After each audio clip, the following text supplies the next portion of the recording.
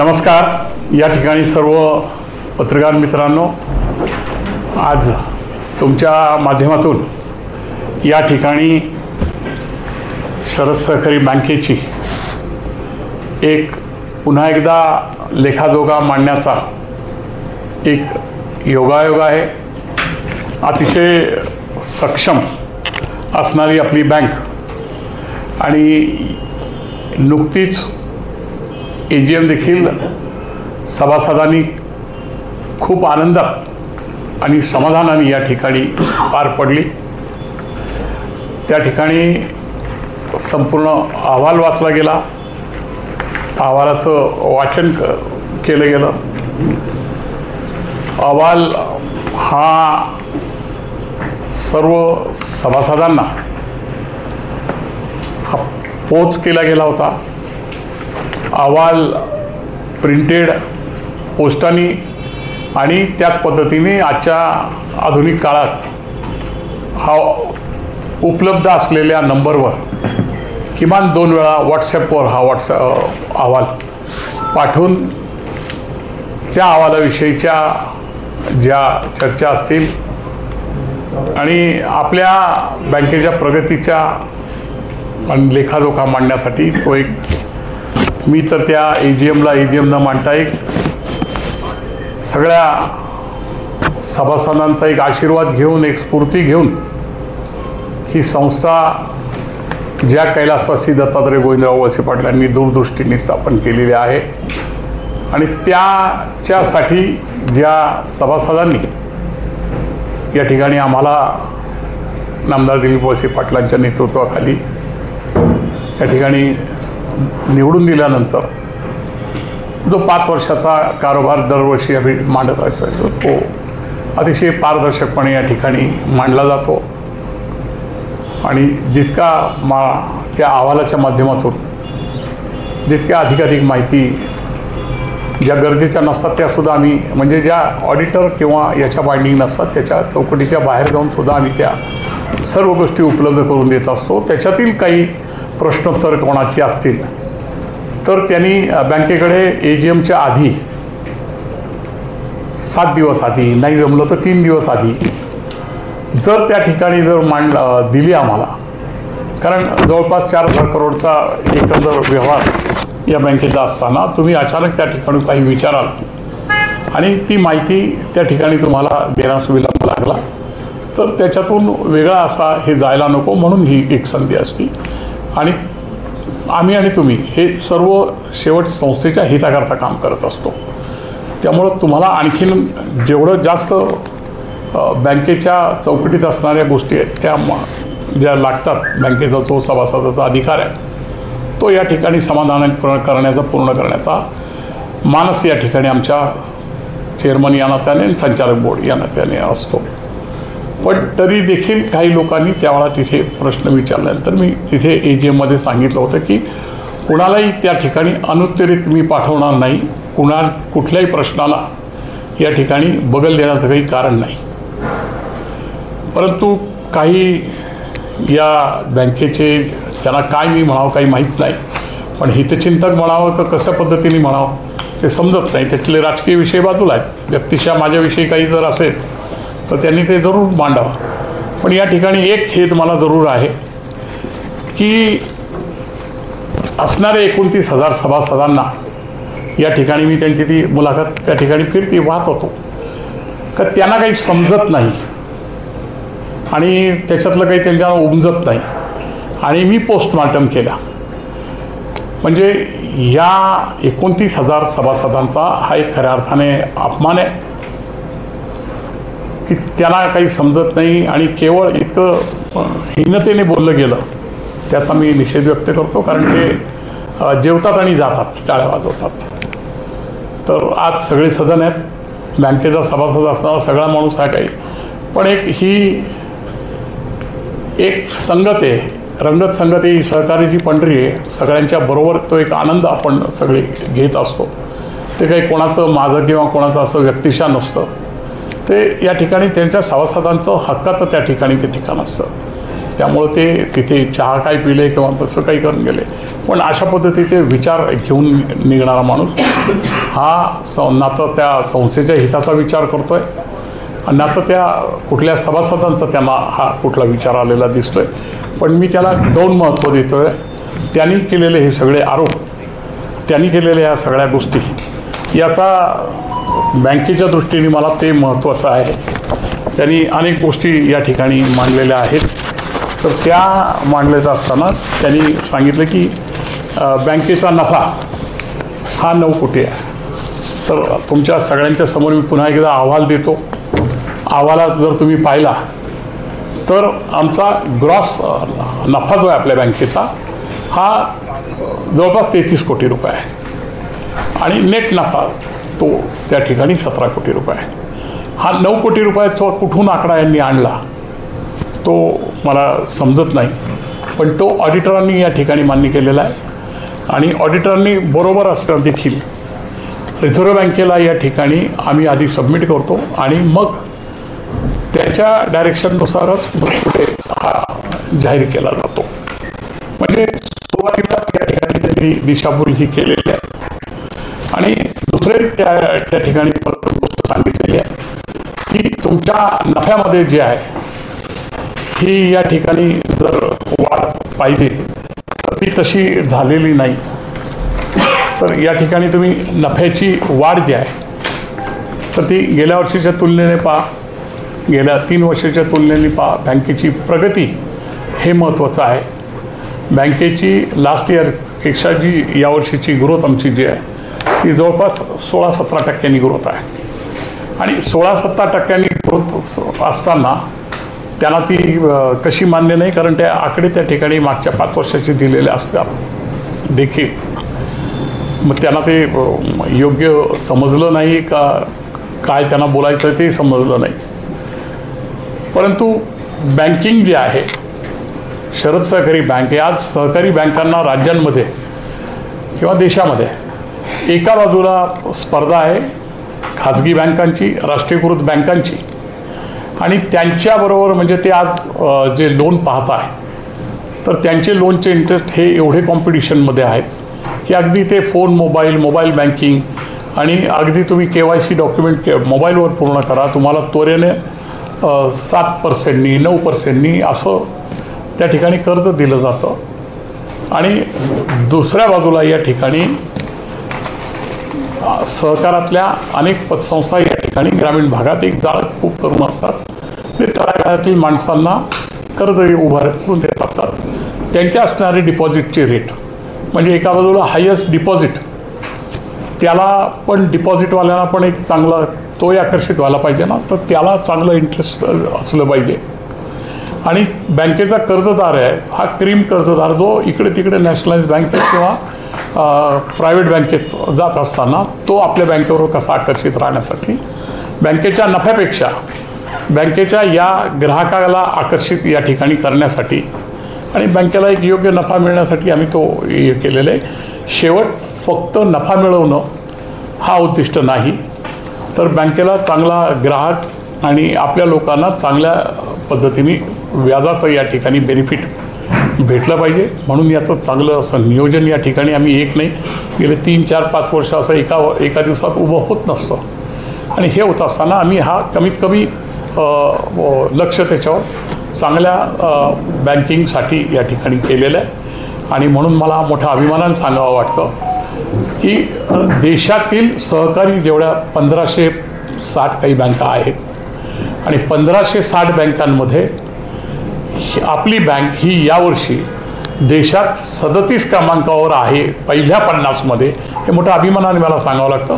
मागील वर्षी ते पहिल्या 50मध्ये 40 नंबरवर होती, 41 नंबरवर होती, ती आता 37 नंबरवर येत आली.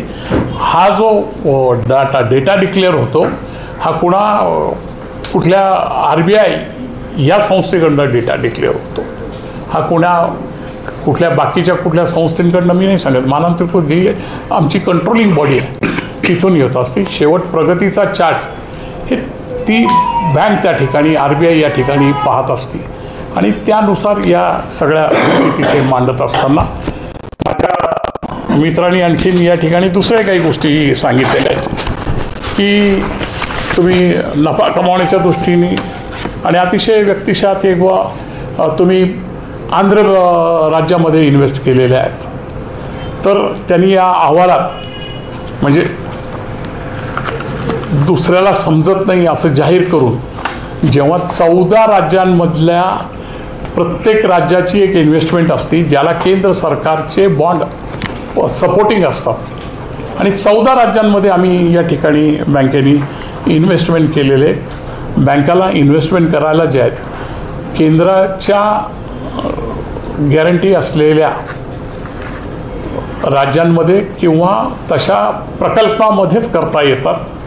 मग आम्ही 14 राज्यातून एक राज्य यांनी का आंध्रच फक्त शोधून काढलं आणि त्या तिथे आणि एका बॉन्डवर आम्ही 5 ते 10 कोटीच्या वर 15 कोटीच्या वर इन्व्हेस्ट करू शकत नाही. म्हणून प्रत्येक वेळा त्या ठिकाणी ॲडिशनल हे करावं लागतात. पण अशा प्रकारचा आरोप करून सभासदांना दिशाभूल करायचं आणि अर्धवट माहिती देऊन त्या ठिकाणी बँकेची बदनामी करायची, त्याच्यातून हे बँकेचे कुठल्या पद्धतीचे हितचिंतक आहेत मला समजत नाही. परंतु असं करणं हे सभासदांमध्ये निश्चित दिशाभूल करण्याचं एक खूप मोठ्या पद्धतीचं आहे. आणि एका बाजूला म्हणताय तुम्ही इन्व्हेस्ट का करत नाही आणि दुसऱ्या बाजूला तुम्ही म्हणताय इन्व्हेस्टमेंटमधूनच आम्ही जवळपास 64 कोटी रुपये 63 कोटी 77 लाख रुपये म्हणजे केंद्र राज्य सरकारी रोखे, इतर bank call money, commercial paper, corporate bond, mutual fund, सरकारी रोखे खरेदी विक्री, ट्रेझरी बिल, कमिशन उत्पन्न आणि इतर उत्पन्न 11 कोटी 54 लाख असे 63 कोटी 77 लाख हा एकंदर या व्यवहारातला सगळा व्यवहार आहे. आणि या व्यवहारातून असं व्यक्तिशः काहीतरी करून बँकेत असं काही हे चाललेलं आहे. तर आज म्हणजे मी त्याही वेळा सांगितलं होतं आणि आजही पुन्हा सांगतो की आमच्यावर बॉडी ही RBIची असते. RBIमध्ये दर महिन्याला आमचा डेटा हा जो असतो हा त्यांच्याबरोबर लिंक असतो, हा त्यांच्या संलग्न या ठिकाणी असतो. त्यामुळं अशा कुठल्याही गोष्टीला चुकीचं काही जर झालं तर सगळ्यात आधी RBI या ठिकाणी सभासदांच्या हिताकरता जागरूक असते. त्यामुळं अशा प्रकारचं चुकीचं हे देणं. दुसरे काही महत्त्वाच्या गोष्टी त्यांनी त्या सांगितलेल्या आहेत. आम्ही विनाकारण कर्ज किंवा विनातारण कर्ज तर बँक कुठलीही विनातारण घ्यायची आमच्या वेगवेगळ्या स्कीमा आहेत की 3 लाख रुपयापर्यंत 5 लाख रुपयापर्यंत हा ब्रँच मॅनेजरला पॉवर दिलेला आहे. एखादा व्यावसायिक एखादा छोटा मोठा व्यावसायिक किंवा नोकरदार माणूस हा त्या ठिकाणी तेवढेच सक्षम 2 गॅरंटर जर घेऊन आला तर ते गॅरंटेड लोन असतं, ते फक्त मॉर्गेज लोन नसतं. त्यामुळे त्यांना काय म्हणायचे मला समजलं नाही का बिना तारण दिले. तारण हे 2 गॅरंटर आहेत, त्याची असणारी संबंधित कंपनी असेल, हे सगळे त्याच्या ट्रायपार्टी ॲग्रीमेंट आणि अशा पद्धतीचं त्या ठिकाणी असं असताना मी त्यावेळा पण देखील वार्षिक सर्वसाधारण सभेतसुद्धा म्हटलं होतं की बँकेचा 1 लाख रुपयेचा देखील या ठिकाणी फसवणूक होऊ शकणार नाही. आणि कोणी करत असेल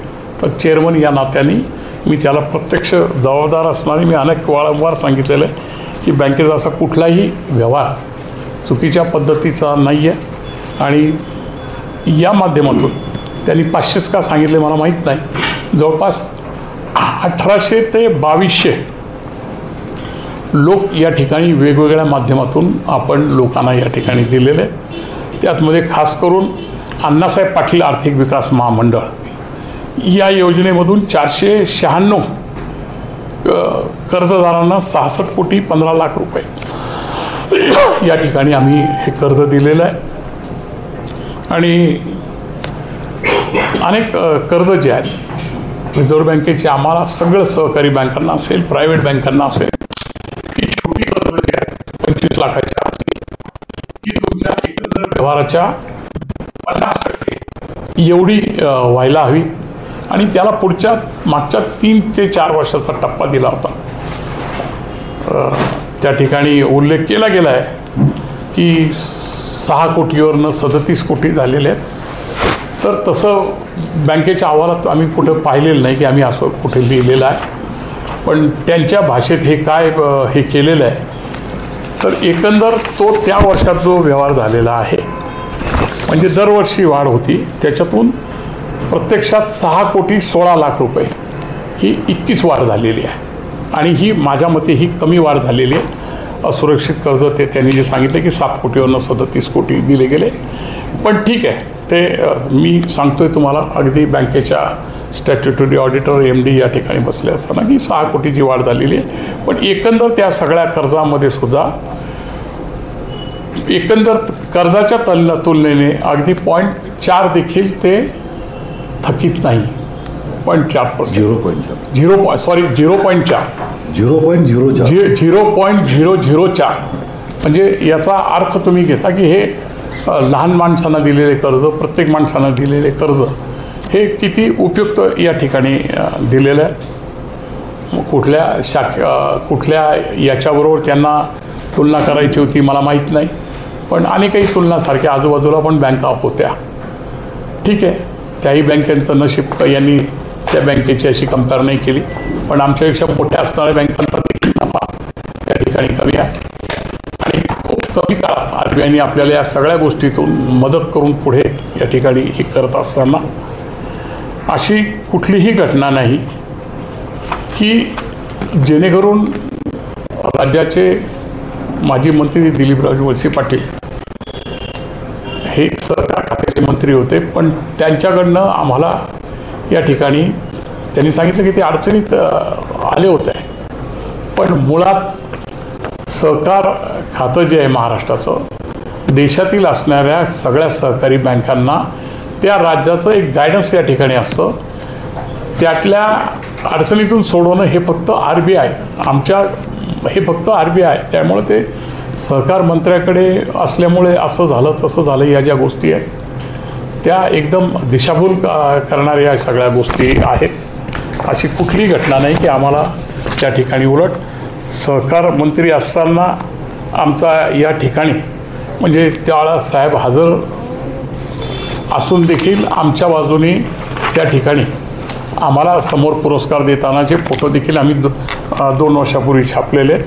माननीय फडणवीस साहेब आणि त्यांनी या ठिकाणी आम्हाला पुरस्कार या ठिकाणी राज्य सहकार खात्याने दिलेला आहे.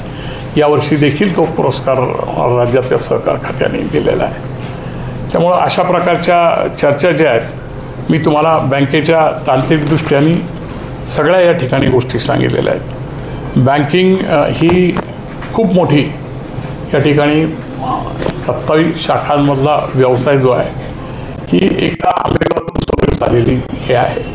ती उभ्या महाराष्ट्रात या ठिकाणी होत असताना बँकिंगपेक्षा खूप काही या ठिकाणी असताना बँकेच्या माध्यमातून कोविड काळात असेल, दुसऱ्या माळींचा गोष्ट असेल, एक CSR म्हणून ज्या गोष्टी करायच्या होत्या त्या खूप जबाबदारीने या ठिकाणी ही बँक पुढे केलेल्या आहेत. बँकेच्या खर्चावर देखील ते बोललेले आहेत. आपले सगळ्या मित्रांना आमचं सगळं जीवन एकदम जवळून माहिती आहे. आम्ही संचालक मित्र, संचालक बोर्ड या ठिकाणी फक्त मासिक मिटिंगला असेल, त्या कमिटी मिटिंगला असेल आणि त्याच मिटिंगला या ठिकाणी आम्ही येत असतो. आणि पॉलिसी फक्त पॉलिसीसाठी या ठिकाणी आम्ही या ठिकाणी बसलेलो असतो. बाकी बँक कशी प्रोफेशनल चालेल याचा गेल्या 15-20 वर्षात आम्हाला साहेबांच्या गायडन्समुळे की बँकेचे मॅनेजर, बँकेचा लोक त्या ठिकाणी असताना संचालकाची कोणाची शिफारशीची गरज लागत नाही. मला मोठ्या अभिमानाने सांगावं असं वाटतं की एखादं कर्ज मिळवायला कोणाच्या संचालकाची शिफारस लागते वगैरे. हे जुन्या काळातलं जे होतं आम्ही सगळ्यात आधी ते हे करून टाकलं की तो माणूस सामान्य दुसऱ्या बँकेत जसा जातो तसा त्या मॅनेजरकडे गेला की तो त्याच्या मेरिटनुसार त्याला कर्ज देणं आणि कर्जाचे देखील टप्पे जे आहेत की 3 ते 5 लाख जे आहेत हे ब्रँच मॅनेजरच्या लेवललाच तो या ठिकाणी त्याला कर्ज मिळत असतं. 10 ते 25 लाख जे आहे हे देखील या ठिकाणी एक मॅनेजमेंट कमिटीची MD आणि त्यांच्या GM क्रेडिट आणि रिस्क मॅनेजर अशी 3 लोकांची एक कमिटी, त्याच्यातून ते 25 लाख त्यांना ती पॉवर आहे डिस्बर्स करण्यासाठी. आणि 25 लाख ते 50 लाख हे जे आहे ते MDच्याकडे ती पॉवर असते. MD त्या याच्यानुसार त्या कर्जाला मान्यता देतात. 50 लाख ते 1 कोटी रुपये हे या बोर्डाची जी पॉवर आहे त्यानुसार आम्ही त्या ठिकाणी कर्ज देत असतो. 1 कोटी रुपयाच्या वरचं जे कर्ज आहे हे बोर्ड ऑफ मॅनेजमेंट, म्हणजे ही board of management Reserve Bank of इंडियाने या ठिकाणी एक्सपर्ट डायरेक्टर नेमलेले असतात. त्यांच्या अप्रुव्हलनी ते डायरेक्टर या ठिकाणी असतात. आपले बोर्ड ऑफ डायरेक्टर या अहवालात आहेत. मला खूप अभिमान आहे की अशा पद्धतीची बोर्ड ऑफ डायरेक्टर या बँकेला रिझर्व्ह बँकेने दिलेल्या आहेत. त्यांच्या अनुभवाचा फायदा घेऊन हे त्यांनी मंजूर केल्यानंतर मग संचालक मंडळ त्याला अप्रुव्हल देत असतं. त्यामुळं इतकी ट्रान्सपरन्सी या बँकेत असताना बँकेच्या अमुक काळात तुम्ही ती कर्ज वाढवली, अमुक मोठ्या व्यक्तींना तुम्ही या ठिकाणी कर्ज माफ केलेलं आहे. तर अशी कुठलीही कर्ज माफी या ठिकाणी आम्ही गैरमार्गाने कोणालाही दिलेली नाही. वन टाईम सेटलमेंट जो पार्ट आहे हा महाराष्ट्र सरकारने हे दिलेला आहे. सगळ्या बँका या ठिकाणी त्याला स्वीकारलेला आहे. त्या नियमानुसारच या संचालक बोर्डाने स्वीकारलेला आहे. आणि मग वन टाईम सेटलमेंटचे जे गायडन्स आहेत त्या इंटरेस्ट रेटप्रमाणे जेवढे पैसे येत असतील त्याच्यापेक्षा जर कमी असले घेतले तर याला जबाबदार जे आहे हे मॅनेजमेंट आणि संचालक बोर्ड असतं.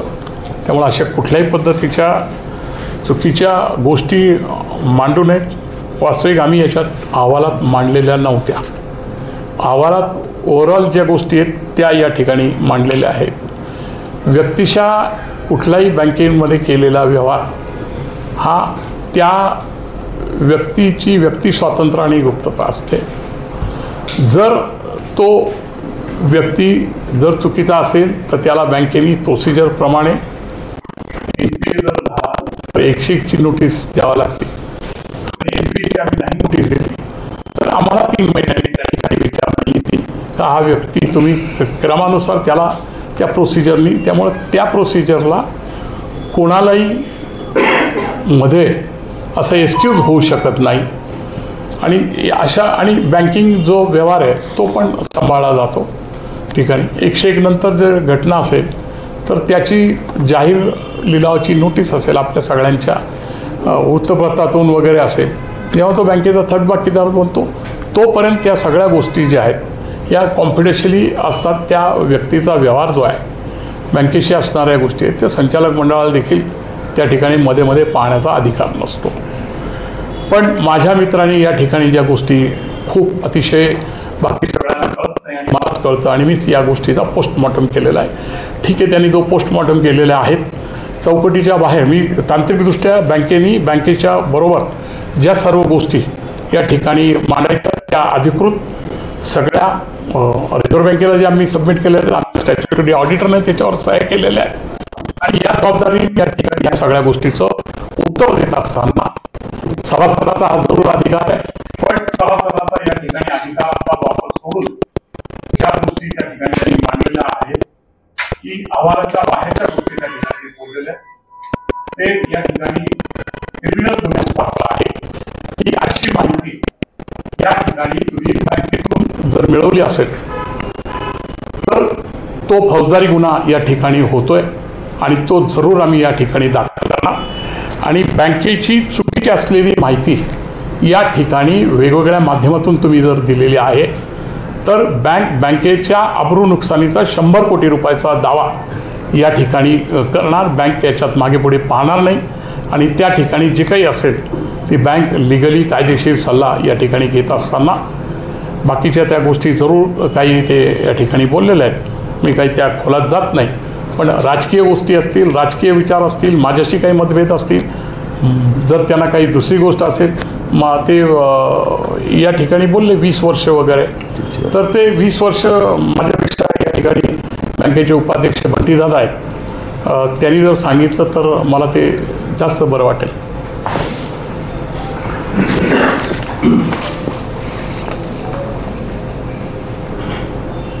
नाही 20 वर्ष 20 वर्ष जवळपास सगळ्या पत्रकार परिषदेमध्ये घेऊन काही लोकांनी जे काही बँकेच्या संदर्भामध्ये आक्षेप घेण्याचा प्रयत्न केला होता, त्याच्या बहुतांशी खरं तर ते प्रश्नच फार प्रासंगिक नाहीत किंवा फार प्रस्तुत नाहीत, तरीही देखील त्याच्यावर जास्त खुलासा हा आता चेअरमन साहेबांनी या ठिकाणी दिलेला आहे.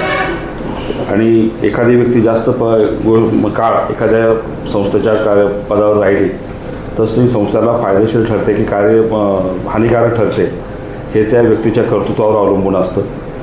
जर कर्तृत्व चांगलं नसतं तर बँकेची प्रगती 54 कोटीवरून आज जी काय आहे ती 1516 1700 कोटीपर्यंत 1800 कोटीपर्यंत जी गेलेली आहे ती झाली नसती. आणि गेल्या ह्या सगळ्या काळामध्ये एकमतानं सगळ्या संचालक मंडळानं त्यांची आतापर्यंत निवड केली. जवळपास मला वाटतं 4थं संचालक मंडळ आता हे आहे. मागच्या संचालक मंडळापासून आम्ही सोबत काम करत आहोत या मंडळामध्ये. आणि अतिशय म्हणजे संचालक मंडळात देखील सगळे निर्णय घेताना एक अतिशय सहकार्याचं सौदार्याचं वातावरण, लोकशाही पूरक वातावरण हे त्या ठिकाणी असतं. कर्ज मंजूर करताना देखील कुठल्याही प्रकारचा राजकीय विचार त्या कर्ज प्रकरणाबाबत केला जात नाही. कर्जाची परतफेड करण्याची क्षमता, त्या व्यक्तीची पत, याच गोष्टींवर किंवा त्याची प्रॉपर्टी वगैरे असेल त्याचं व्हॅल्युएशन, या सगळ्या गोष्टींवर निर्णय त्या ठिकाणी निकषावर निर्णय घेतला जातो. त्याच्यामुळं आणि चेअरमन देवेंद्र शेठ शाह हे स्वतः देखील त्यांचा एक मोठा व्यवसाय जवळपास बँकेच्याच म्हणजे आपण तुलना नाही करायला पाहिजे, ही संस्था आहे ती व्यक्तिगत व्यवसाय आहे, परंतु जवळपास त्याच आकाराचा त्या उलाढालीच्या बाबतीमध्ये जर पाहिलं तर त्याच आकाराचा किंवा त्याच्यावर मोठा व्यवसाय त्यांचा स्वतःचा आहे. आणि निश्चितच त्या सगळ्या आर्थिक क्षेत्राचा अभ्यास त्यांचा त्याच्यामुळे जास्त आहे. त्याचा फायदा निश्चित आतापर्यंत पतसंस्था असतील किंवा बँक असेल या सगळ्यांना झालेला आहे. ज्या पतसंस्थेचं कौतुक मागच्या पत्रकार परिषदेमध्ये गेलं होतं त्याचंही चेअरमन पद त्यांनी त्या ठिकाणी भूषवलेलं होतं. आणि कुठलीही गोष्ट एखाद्या कर्तृत्ववान माणसाच्या हातात जास्त वेळ असेल तर निश्चितच त्याचा बँकेला फायदा होतो. वेळात वेळ काढून ते देखील सगळ्या या गोष्टीमध्ये लक्ष घालत असतात, बारकाईनं पाहत असतात. संचालक मंडळाची तरी कशी काही मागणी नाही आहे. बाकी कोणाची मागणी असली तर त्याला 5 वर्षांनी किंवा निवडणूक लागेल त्यावेळेला त्यांनी त्याच्याबद्दलची त्याला संधी त्या ठिकाणी असते.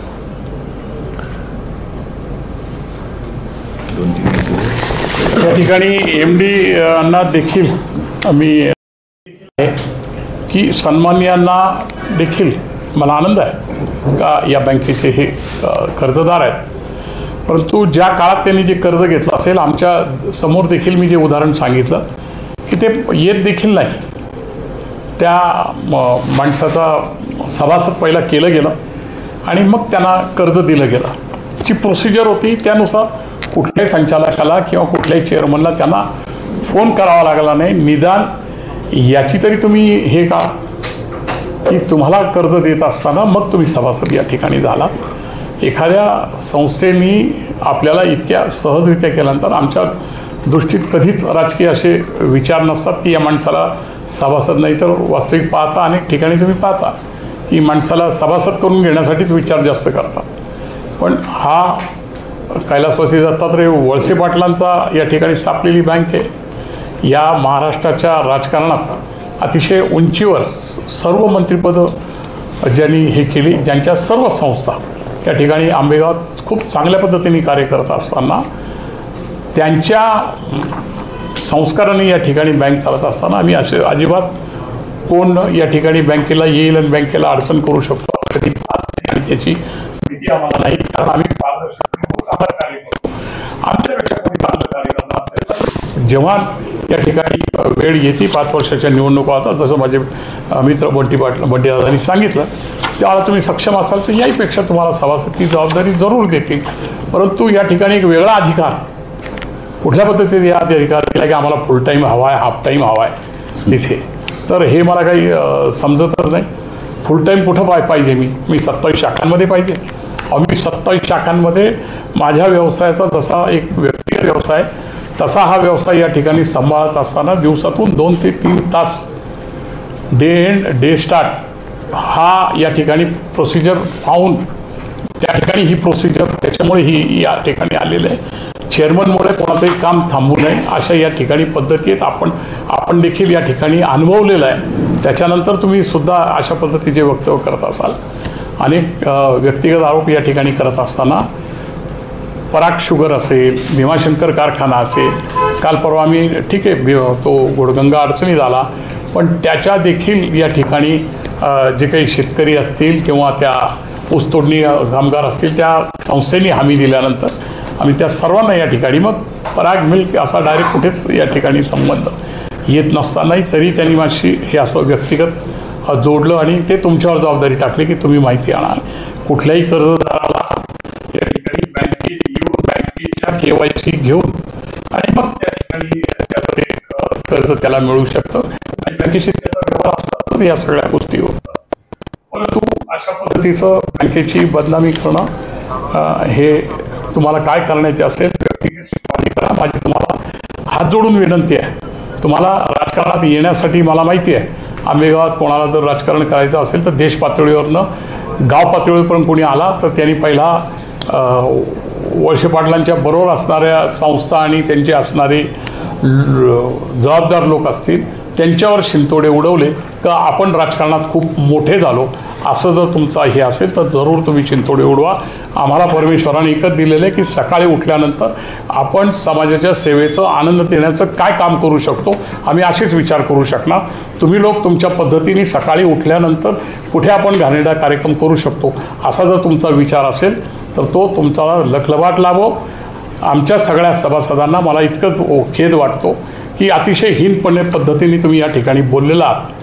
ते या ठिकाणी सभासद तर जरूर ठरवतील परंतु या तालुक्यात कधी नव्हे तर त्या देखील घटना आम्ही पाहिलेल्या आहेत. ज्याला काय म्हणतो की असेल त्या ठिकाणी पण आखाड आणि मांसाहार करून देण्याचा कार्यक्रम ही आळंदी पंढरीची असणारी त्या ठिकाणी तुम्ही लोकांना जाहीरपणे सुद्धा तो कार्यक्रम तुम्ही केलेला आहे आणि तो देखील उघड्या डोळ्यांनी लोक पाहतात. राजकीय समाचार घेण्यासाठी आम्ही जरूर तुमच्या समोर उभे राहू. पण पुन्हा एकदा हेच सांगतो की बँक या ठिकाणी MDना देखील काही गोष्टी या ठिकाणी मांडायच्या आहेत. मी माझ्या सगळ्या गोष्टी आपल्या समोर उघडपणे आणि चोखपणे मांडलेल्या आहेत. बँकेच्या हिताच्या दृष्टीने ज्या गोष्टी तुम्हाला हव्या असतील या ठिकाणी तुम्हाला पाहिजे त्या दिवशी उपलब्ध या ठिकाणी बँकेचा चहा पिऊन या ठिकाणी तुम्हाला मिळेल. परंतु उगाच सवंग लोकप्रियतेसाठी या ठिकाणी सहकार हा उगाच बदनाम करू नये एवढं आपल्या माध्यमातून मी सांगतो. सहकार करत असताना स्वतः त्याला किती खस्ता खावा लागतात किती या ठिकाणी परिश्रम घ्यावा लागतात हे आपल्या सगळ्यांना या ठिकाणी माहिती आहे. सहकाराची देशातील परिस्थिती आणि प्रगतिशील संस्था याच्यातील एक शरद सहकारी बँक असेल भीमाशंकर कारखाना असेल हा या देशाला आदर्श ठरत असताना या निमित्ताने इतकंच मी या ठिकाणी सांगतो. MD देखील या ठिकाणी काही आणखीन सशक्त माहिती तुम्हाला देत आहेत. याच्यामध्ये आर्थिक स्थिती सहकारी संस्था विशेषतः बँका ह्या काचेच्या भांड्यासारख्या असतात. त्याच्यामुळे जे काही आकडेवारी किंवा जे काही पर्सेंटेज त्या मांडलं गेले चुकीच्या पद्धतीने त्याच्यामुळे बँकेची जी काही समाज माध्यमात किंवा कस्टमरमध्ये बदनामी होऊ नये म्हणून या बाबतीचा सविस्तर माहिती थोडीशी मी 1-2 मिनटं देतो. त्यांनी म्हटलं की नेट मार्जिन हे 3.48 वरून 3.07 आलं तर त्यांना हे समजलं नाही की ठेवीवरचा सरासरी व्याजदर आणि कर्जावरचा व्याजदर याच्यातलं अंतर कमी केलेलं आहे. त्याच्यामुळं ठेवीदारांना जास्तीत जास्त व्याज बँकेने दिलेलं आहे आणि कर्जदारांना कमीत कमी व्याजदरांनी कर्ज उपलब्ध करून दिलं आहे. बँकेला जे नफ्याचं पर्सेंटेज आहे ते कमी केलेलं आहे. तिथे ठेवीदारांचं आणि कर्जदारांचं हित बँकेने पाहिलेलं आहे. त्याच्यानंतर ते परत म्हणतात की बँकेचा नफा कमी झाला आहे. परत तिथे म्हणतात प्रोव्हिजन रेशो आहे 74.32 वरून 88.59 झाला. खऱ्या अर्थाने RBI म्हणते की मिनिमम 70% ही प्रोव्हिजन रेशो ठेवा. आपल्या बँकेने तो 77, 74, 88 ठेवलेला आहे. जो 70 मिनिमम ठेवायला सांगितला त्याच्यापेक्षा जास्त प्रोव्हिजन कव्हरेज रेशो बँकेने ठेवला. म्हणजे बँकेची आर्थिक स्थिती अतिशय उत्तम आहे. भविष्यातही बँकेला आर्थिक अडचण येऊ नये हे त्याचं द्योतक आहे. कॉस्ट फार वाढते, उत्पन्न मिळत नाही. सातत्याने आपल्या बँकेचं उत्पन्न वाढतंय. आपण सातत्याने ठेवींचे व्याजदर जास्तीत जास्त दिले. कर्जाचे व्याजदराची तुलना आपण नॅशनलाइज बँकेबरोबर 8.25, 8%, 8.25%, व्हेकल लोन, गोल्ड लोन किंवा हाऊसिंग लोन हे नॅशनलाइज बँके इतके कधी कधी नॅशनलाइज बँकेपेक्षा सुद्धा 0.25नी आपली बँक कर्ज देते. त्याच्यामुळे बँकेचा नफा चेअरमन साहेबांनी सांगितलं फक्त बँकेचा नफा वाढवणे हा उद्देश नाही, तर ठेवीदारांना जास्त व्याज देणे आणि कर्जदारांना कमीत कमी व्याज उपलब्ध करून देण्याची बँकेने दक्षता घेतली आहे. खर्चावर नियंत्रण नाही. रिझर्व्ह बँक म्हणते की एकूण उत्पन्नाच्या 2% खर्च करावा. आपल्या बँकेचा उत्पन्नाचा खर्च हा 1.48 आहे. 1.48 म्हणजे अतिशय कमी आहे. खर्च कमी केला तरी तुम्ही ऑब्जेक्शन घेता, परंतु 1.48 वाटत असेल 0.52%, 0.52 कमी झाला तर त्याचा अर्थ तो 15-20 कोटी रुपये खर्च कमी झाला असा होतो. एकूण उत्पन्न आपल्या बँकेचं किती आहे आणि त्याच्यातून 0.52 म्हणजे अर्ध्या टक्क्यापेक्षा खर्च कमी केला तर संचालक मंडळाने किंवा बँकेच्या अधिकाऱ्यांनी कर्मचाऱ्यांनी बँक अतिशय काटकसरीने चालवली हे त्याच्यातून आहे. दुसरं की मोठ्या कर्जदारांना कर्जमाफी दिली. चेअरमन साहेबांनी सांगितले की हा शासनाचा निर्णय आहे, महाराष्ट्र शासनाचा. त्याच्यापेक्षा 1 रुपया कमी घेता येत नाही, 1 रुपया जादा घेता येत नाही. आणि हे शेकडो लोकांना ज्या निकषात पात्र ठरतात त्या पात्र ठरणाऱ्या शेकडो लोकांना आपण तो फायदा दिलेला आहे. त्याच्यात छोटा कर्जदार मोठा कर्जदार असा कुठलाही भेदभाव केलेला नाही आणि करताही येत नाही. थकबाकीचं प्रमाण वाढलं. आपल्या बँकेचा NPA 0% झाला म्हणजे चांगली गोष्ट आहे. महाराष्ट्रात अतिशय बोटावर मोजण्या इतके किंवा भारतात कमी बँका आहे की ज्यांचा 0% NPA आहे आणि आपण ते साध्य केलं. चेअरमन साहेबांनी सांगितलं की पूर्ण भारतात आपण 1500 सहकारी बँकांमध्ये 37 नंबरला आलेलो आहे. म्हणजे आपली बँक अतिशय उत्तम आहे. असं असतानाही बँकेची बदनामी झाली तर ठेवीदार कर्जदारावर त्याचा परिणाम होऊ शकतो. म्हणून ही खऱ्या अर्थाने तळतळीने भाषा वापरण्याचं चेअरमन साहेब किंवा व्हाईस चेअरमन साहेब मानतात. त्याच्यानंतर तिथे त्यांनी म्हणलं असुरक्षित कर्ज 6.5 कोटी कर्ज वर्षाला तिथे वाढले. तुम्ही 30 कोटी सांगितलं. त्याच्यामुळं कर्जदारांना सभासदांना वाटू शकतं का चुकीचं कर्ज वाटप केलेलं आहे. आणि 0.04 म्हणजे 45 कोटीच्या 0.04 म्हणजे 1% नाही म्हणजे 0% थकबाकी आहे. जर चुकीचं कर्ज वाटलं असतं आणि ते एका ठिकाणी वाटलेलं नाही. RBI म्हणते की गरिबांना कर्ज द्या, सर्वात छोट्या कर्जदारांना द्या आणि तिथे परत त्यांनी म्हणलं आहे की साहेब रेशो त्यांनी ते जादा आहे की RBIने जे रेशो दिलेले आहे की प्रायोरिटी सेक्टर असेल, गरीब विकर सेक्टर असेल त्याचे तुम्ही आकडे चुकीचे सांगितलेले लोकांना का तिथे ते जादा वाढलं. RBIने तिथं दिलं आहे की ज्याचं आर्थिक उत्पन्न कमी आहे त्याला कर्ज किती टक्के द्यायचं आहे ते आपण त्याच्यावर पालन करतो. ते पालन केलेला जर सभासदांपुढे चुकीची माहिती जाऊन बँकेची आर्थिक स्थिती चुकीची आहे ही माहिती बाहेर जाऊ नये. किंबहुना त्याच्यामुळे ठेवीदार आणि कर्जदार आणि सभासदांच्या मनात बँकेबद्दलची आत्मविश्वास कमी होऊ नये म्हणून खऱ्या अर्थाने मी ही आर्थिक आकडेवारी मांडण्याचा प्रयत्न केलेला आहे. त्याच्यामुळे त्यांनी अभ्यास करूनच ते बोलणं उचित आहे कोणीही सभासदांनी अशी माझी अपेक्षा आहे. धन्यवाद. अण्णासाहेब पाटील महामंडळामधून कर्ज वाटप केलेलं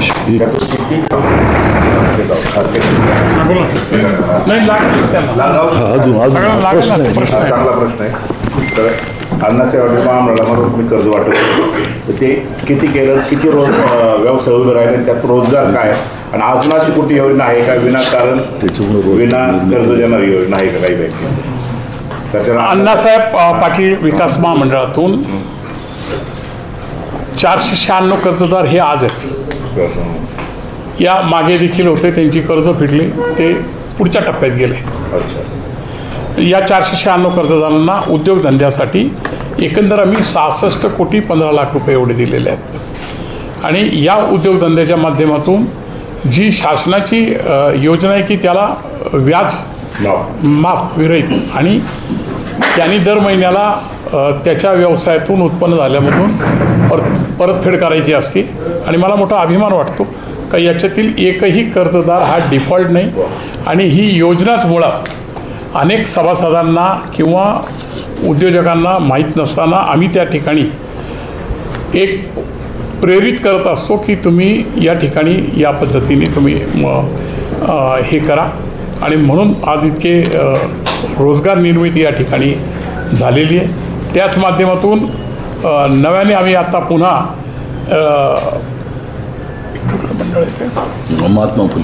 महात्मा फुले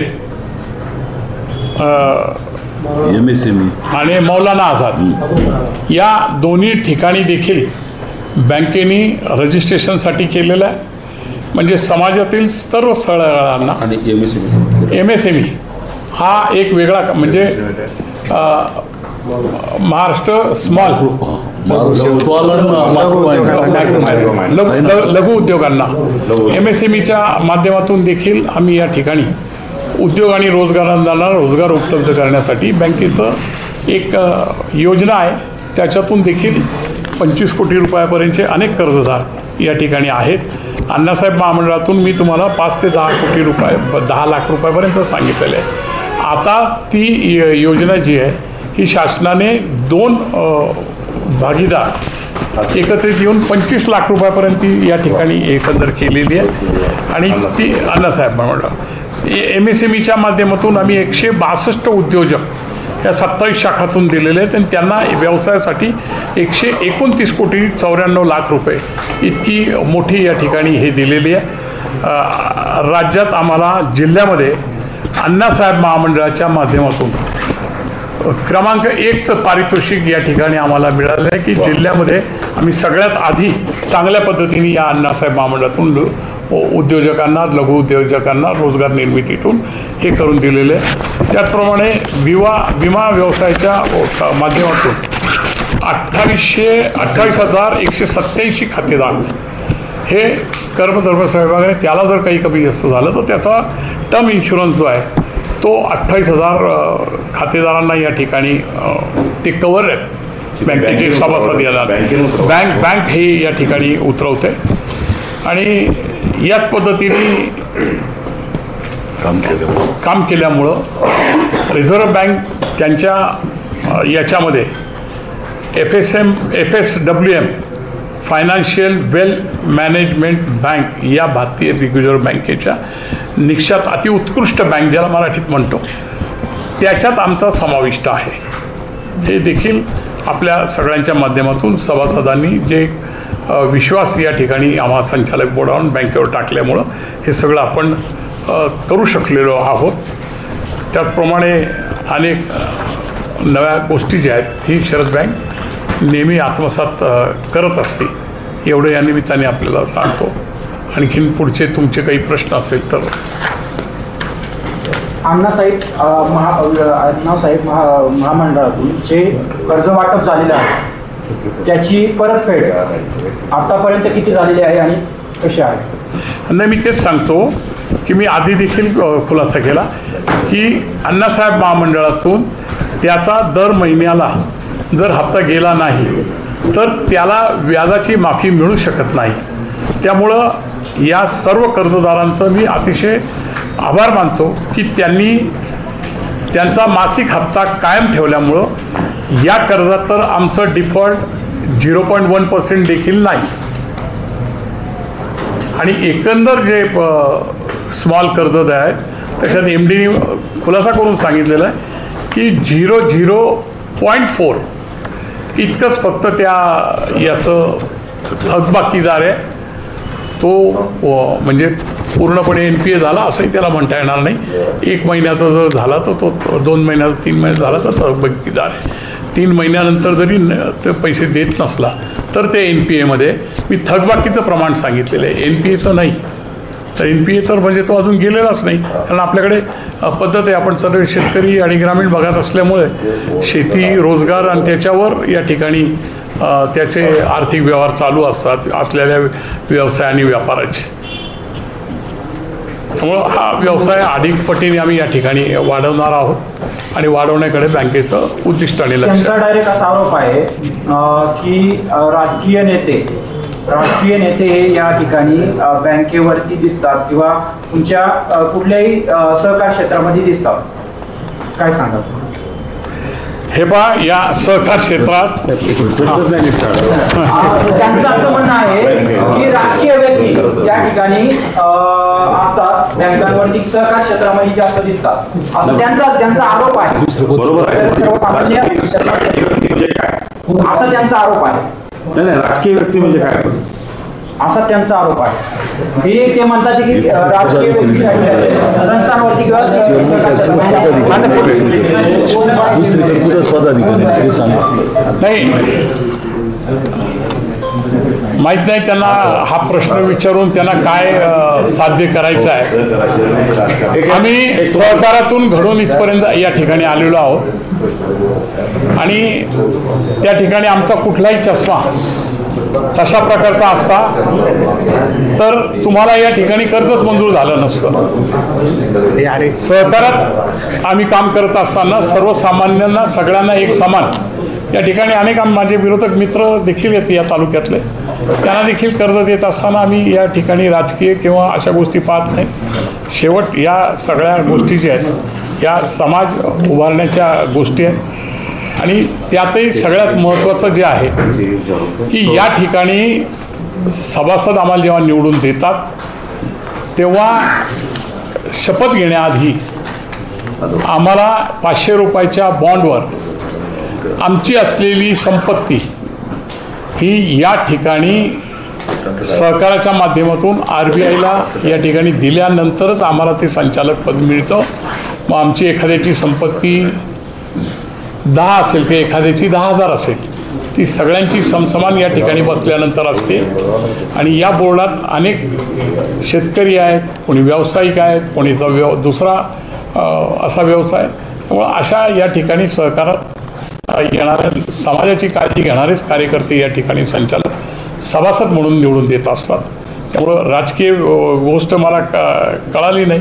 शेवट राजमान्यता ही समाजाची असल्याशिवाय या ठिकाणी आम्ही बसू शकत नाही. रमेश शेवलेंचा गैरसमज झालाय की ते जाणीवपूर्वक बँकेवर आरोप करतायत. मला माहीत नाही, मी काय कुणाला असं नाव घेतलेलं नाही, परंतु मी मग काय म्हटलं की या तालुक्यात कोणालाही या ठिकाणी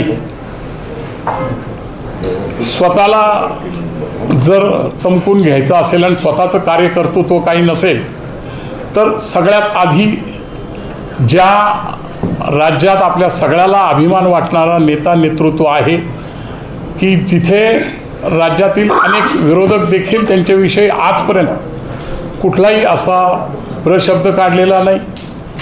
मग तुम्ही त्यांच्या आळवडणातून तुम्हाला स्वतःला प्रसिद्धीसाठी जर हे काही केलं असेल की या ठिकाणी असणाऱ्या संस्थांवर बदनामी केली, एक बेछुराट आणखीन काहीतरी मी सामाजिक कार्यकर्ता आहे असा आरोप केला तर मला प्रसिद्धी मिळेल आणि मी खूप मोठा राजकीय गोष्ट करेल तर जरूर समाज तुम्हाला खूप चांगला आशीर्वाद देतील. आम्हाला 30, 35, 40 वर्ष या ठिकाणी अहोरात्र या समाजामध्ये आहोत.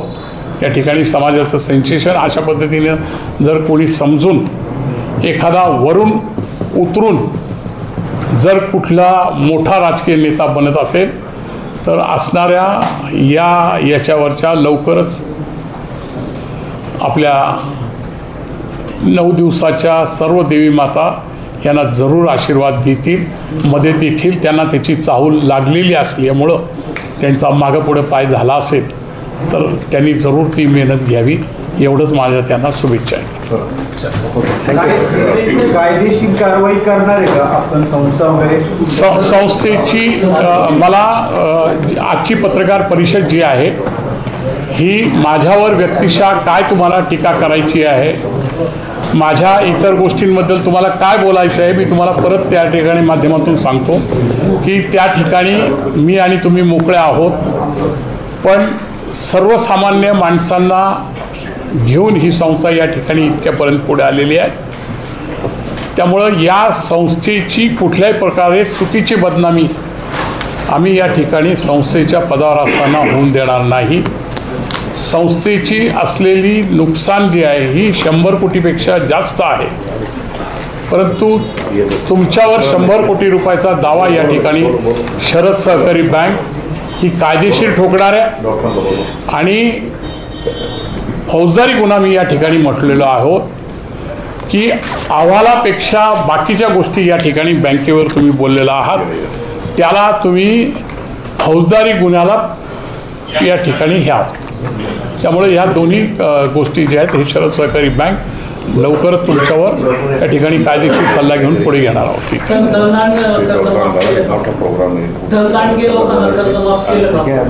धन दांडगे याचा अर्थ त्यांच्याकडे काय आहे मला माहीत नाही, पण बँकेच्या अनेक तुमच्यासारख्या हितचिंतकांना माहिती आहे की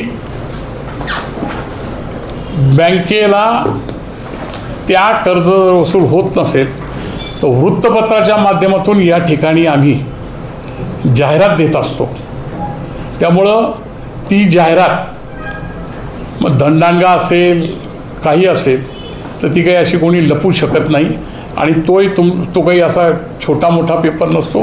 राज्यातील देशातील असणारे जे वृत्तपत्र असेल त्याला आम्ही या ठिकाणी देतो आणि त्याला कुठलाही एक्सक्यूज या ठिकाणी नसतं. त्यामुळे धनदांडग्यांची व्याख्या त्यांच्याकडे काय मला माहीत नाही, पण अनेक उदाहरण या ठिकाणी बँकेच्या सभासदांनी पाहिलेले.